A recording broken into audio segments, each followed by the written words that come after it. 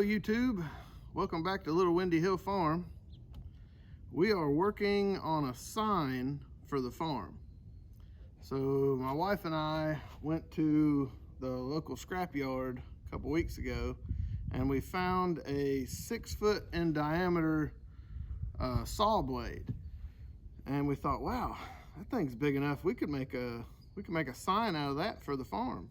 A lot of people, when they come out, they have problem finding the place. So we want to make this sign.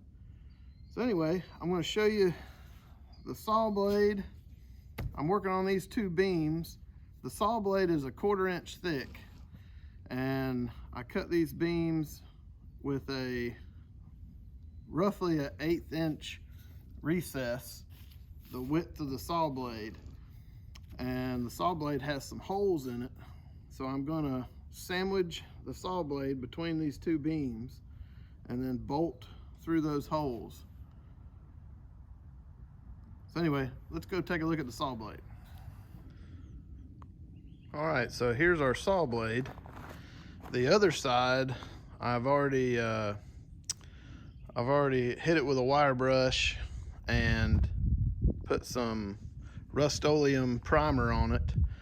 And I wanted to go ahead and hit this side with the wire brush and prime it, and then we'll rough fit everything and go from there.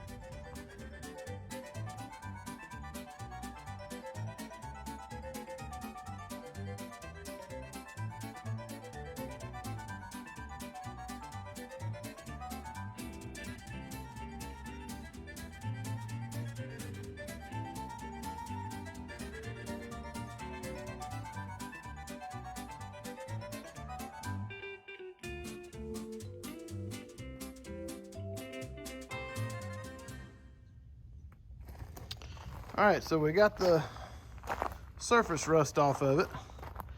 Blew it off, wiped it down. A lot of people are gonna say, well, it's still rusty. Yeah, it probably is. But it is what it is. I just work with the tools I got, and that's as clean as we're gonna get it. I'm gonna go ahead and try fitting some of these timbers on here and get the holes lined up so I can drill the timbers before I start painting on this thing.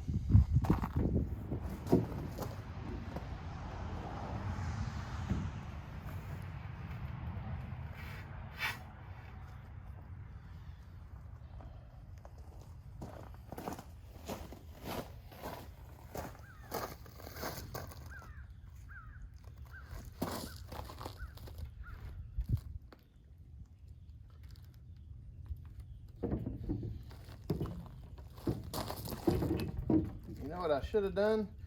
Should have marked a line down the middle of this. That way I could look at it from the bottom and see the line in the middle of the hole. I better do that.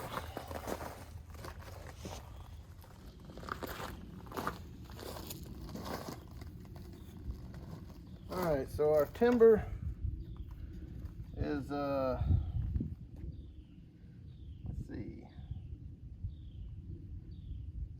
8 5/8.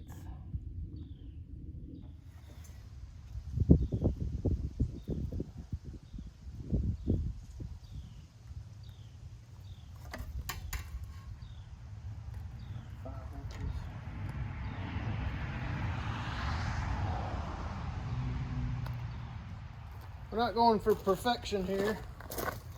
We just need a reference. Looks pretty good.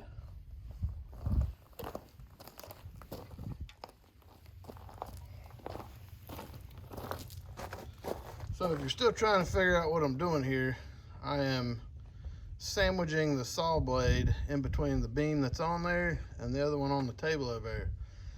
And then we're going to use the holes in the saw blade to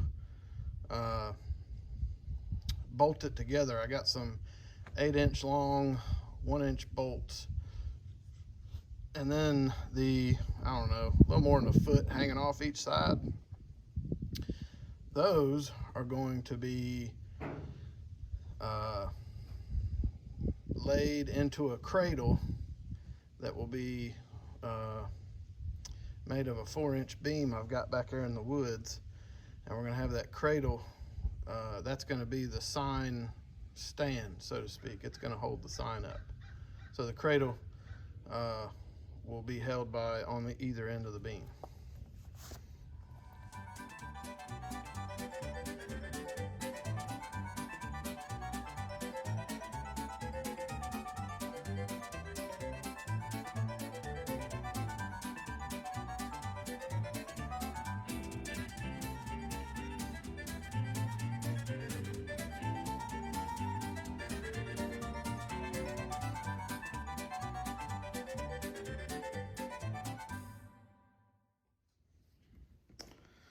All right, so we got 2 coats of primer on the second side of the saw blade.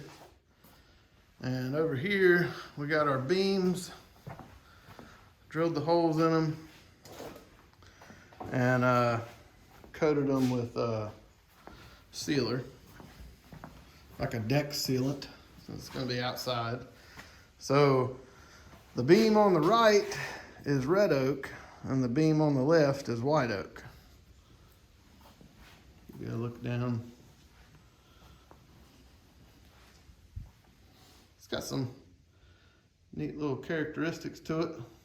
We're gonna let our primer dry and let these beams dry.